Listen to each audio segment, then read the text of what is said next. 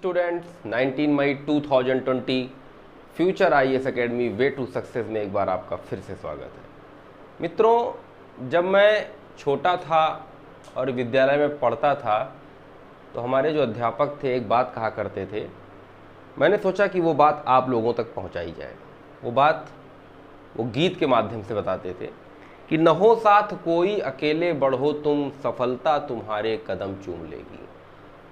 कोई आपका साथ दे रहा है या नहीं दे रहा है ये माने नहीं रखता, माने ये रखता है कि आप कितना ज़्यादा डेडिकेटेड है अपने एग्ज़ाम को लेकर।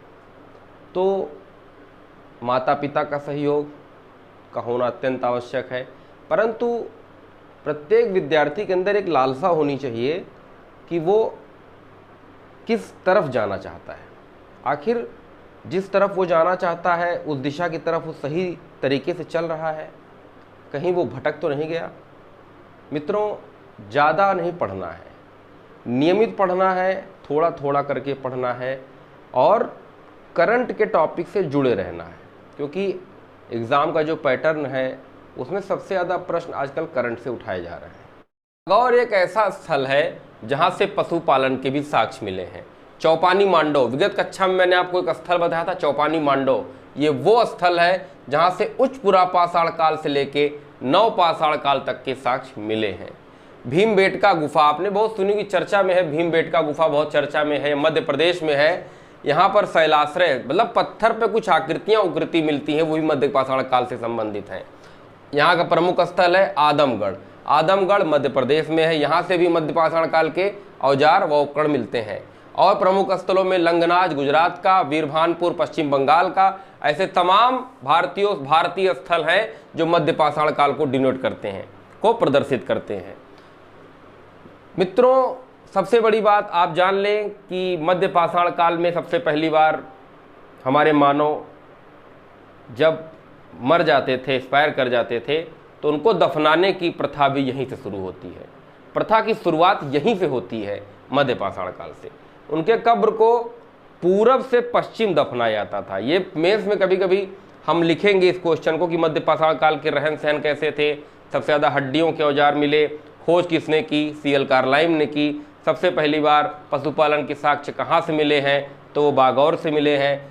सबसे पहली बार हिरण सिंह के छल्ले कहाँ से मिले हैं, तो सराय नहाराय और महदहाय ऐसे दो स्थल हैं जहाँ से हिरण सिंह के छल्ले मिले हैं। ये दोनों स्थल इलाहाबाद और प्रतापगढ़, उत्तर प्रदेश के इलाहाबाद और प्रतापगढ़ के बीच के स्थल हैं। और खोज सीएल कार्लाइम ने की। इतिहास में एक बहुत बड़ा इनका योगदान रहा है। तो इसी के साथ मध्य पाषाण काल समाप्त होता है। हम आगे बात करेंगे नवपाषाण काल की। भारतीय इतिहासकार में से यूरोपीय इतिहासकार एक थे जॉन लुबाक। जॉन लुबाक ने सबसे पहले नवपाषाण काल शब्द के बारे में सबसे पहले जॉन लुबाक जी ने बताया अपनी पुस्तक pre historic times of India में। इसका काल 7000 ईसा पूर्व से 2 या 3000 ईसा पूर्व तक चला। इसका काल 7000 ईसा पूर्व से 2 या 3000 ईसा पूर्व तक चला। मानव ने सबसे पहली बार सभ्यता की झलक यहीं से दिखती है। आग का आविष्कार इसी काल में दिखता है, पहिए का आविष्कार इसी काल में दिखता है, समूह बना के रहने का आविष्कार इसी काल में दिखता है, और कृषि करने का बहुत बड़ा साक्ष्य इसी काल में दिखता है। तो मित्रों, नवपाषाण काल भारतीय इतिहास में एक ऐसा काल था जहां से मानव सभ्यता की शुरुआत करता है। मानव ने सभ्यता की शुरुआत जिस काल से की वो काल नवपाषाण काल है। यहाँ पर मानव आग के बारे में जो जानकारी उसको पहले थी, आज वो आग को बनाना भी जान गया था। इसी काल में मानव आग को उत्पन्न करना भी जान गया था, आग का उपयोग करना जान गया था, समूह बना के रहना जान गया था, वस्त्र आदि पहनने लगा था। क्वेश्चन पूछा गया है प्री में कई बार कि नवपाषाण कालीन वो कौन सा स्थल है जहां से गेहूं और जौ के प्रमाण मिले हैं। तो आप बलूचिस्तान, मेहरगढ़, बलूचिस्तान में स्थित स्थल है मेहरगढ़, वहां से गेहूं और जौ के प्रमाण मिले हैं। और यहाँ पर बुर्ज होम और गुफकराल दो ऐसे स्थल हैं जो कश्मीर में स्थित हैं।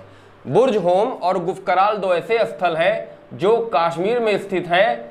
यहाँ से सबसे पहले मनुष्य के गर्त आवास में रहने के साक्ष्य मिले। गर्त आवास मतलब जमीन को खोदकर उसके अंदर रहने के आवास का साक्ष्य बुर्ज होम और गुफकराल में मिलता है। ऐसा माना जाता है जब कोई विपदा आती थी, कोई संकट आता था, आंधी तूफान से बचने के लिए मनुष्यों ने जमीन के अंदर रहना सीखा, बुर्ज, होम और गुफ कराल में। इस नवपाषाण काल में धातु का प्रयोग भी शुरू हो गया था। तो क्वेश्चन पूछा जाता है कि सबसे पहले मानव ने किस धातु का प्रयोग किया? सबसे पहले मानव ने तांबे का प्रयोग किया। आप लोग बहुत ध्यान से सुनिए, प्री के इंपॉर्टेंट, बहुत ज्यादा इंपॉर्टेंट है। सबसे पहले मानव ने तांबे का प्रयोग किया और इस काल के प्रमुख स्थल है मेहरगढ़, बुर्ज होम, गुफ कराल, कोल्डिहवा।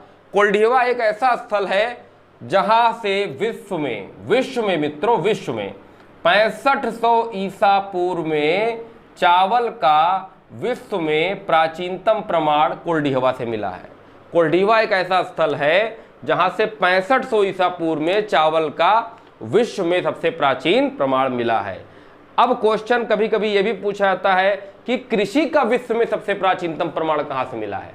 तो कृषि का विश्व में सबसे प्राचीनतम प्रमाण मिस्र का एक स्थान है वाडा कुब्बानिया, उसको आप लोग लिख लीजिए। मिस्र का स्थान है वाडा कुब्बानिया। 12,500 ईसा पूर्व पहले ही वहां पर कृषि के साक्ष्य मिलते हैं। तो आज के विषय में मध्य पाषाण काल और नवपाषाण काल, दोनों कालों के बीच में क्या क्या डिफरेंसेस थे, कौन कौन से स्थल थे, मैंने आपसे डिस्कशन कर लिया है।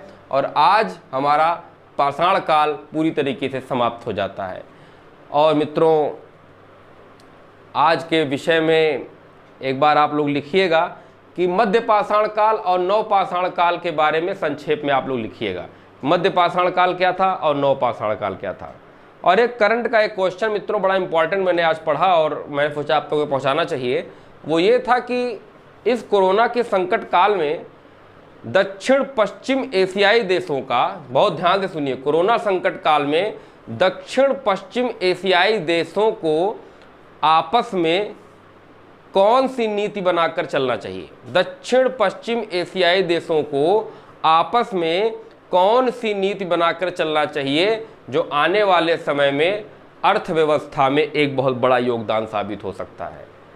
कोरोना संकट काल में दक्षिण पश्चिम एशियाई देशों को कौन सी नीतियों का पालन करना चाहिए जिससे विश्व की अर्थव्यवस्था में दक्षिण पश्चिम के देश एक दृष्टिपटल पर उभर कर सामने आ पाए? दक्षिण पश्चिम देशों के बारे में हमको लिखना है। कोरोना संकट काल में दक्षिण पश्चिम एशियाई देशों की पॉलिसी क्या होनी चाहिए? बहुत ध्यान से सुनिए, कोरोना संकट काल में दक्षिण पश्चिम एशियाई देशों की पॉलिसी क्या होनी चाहिए? मैं बार बार ये प्रश्न रिपीट कर रहा हूँ, बहुत अच्छा प्रश्न है कि कोरोना के इस संकट काल में दक्षिण पश्चिम एशियाई देशों का क्या रोल होना चाहिए, उनको क्या नीति अपनानी चाहिए? इस पर ज़्यादा से ज़्यादा व्याख्यायित करें, ज़्यादा से ज़्यादा लिखकर मेरे नंबर पर शेयर करें।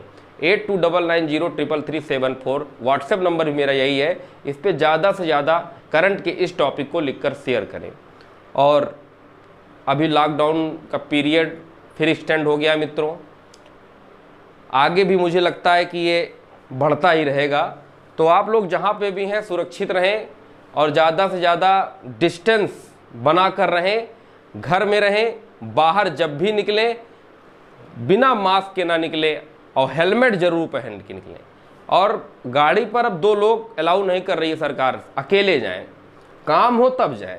और वहाँ से आने के बाद जो भी कपड़े पहने निकाल के उसको तुरंत बाथरूम में धुल डालें, धुलने के बाद हाथों को सैनिटाइज करें, हो सके तो नहा लें, फिर आप अपने परिवार में किसी और व्यक्ति से मिलें। और जिसके घर में बुजुर्ग हैं, 6 साल से कम उम्र के छोटे बच्चे हैं, उनको और भी ज़्यादा सतर्क रहने की ज़रूरत है, क्योंकि अगर आपका स्वास्थ्य आपका साथ नहीं देगा तो आपका दिमाग आपका साथ कहाँ से देगा मित्रों। तो प्रयास ये करिए कि ज़्यादा से ज़्यादा future IAS academy way to success की इस टीम का स्वागत करते हुए, इसके स्वर्णिम भविष्य की कामना करते हुए ज़्यादा से ज़्यादा लाइक करिए मित्रों, कमेंट करिए मित्रों और सब्सक्राइब करिए, क्योंकि जितना ज़्यादा सब्सक्राइब आप करेंगे उतना ही ज़्यादा एक मन में लगन की भावना आती है कि हाँ हमारे सब्सक्राइबर बढ़ रहे हैं, हमको अच्छे अच्छे कमेंट मिल रहे हैं, हमारे शेयर बढ़ रहे हैं, हमको लाइक ज़्यादा मिल रहे हैं मित्रों। तो अंदर से एक ऊर्जा आती है निकल कर, जिसके कारण मैं 24 घंटे में से कम 10 घंटे में पढ़ता हूँ। और उसको पढ़ने के बाद क्या चीज़ें IAS के लिए, PCS के लिए, UPSC के लिए क्या चीज़ें इंपॉर्टेंट हो सकती हैं, वो चीज़ें मैं निकालता हूँ, ढूंढता हूँ और आपके सामने प्रस्तुत करता हूँ। तो हो सके तो ज़्यादा से ज़्यादा सब्सक्राइब करिए। सब्सक्राइबर आप बढ़ाएंगे, इसमें आपका ही फायदा है, क्योंकि जब एक बड़ा समूह कंपटीशन की तैयारी करता है तो आपस में ही कंपटीशन की भावना का निर्माण हो जाता है। आपस में ही लोग कंपटीशन करते हैं। जितने ज़्यादा लोगों के बीच जब कंपटीशन होगा, आप उतने ही ज़्यादा निखर कर सामने आएंगे। इन्हीं शब्दों के साथ आज की क्लास में यहीं समाप्त करता हूँ। धन्यवाद।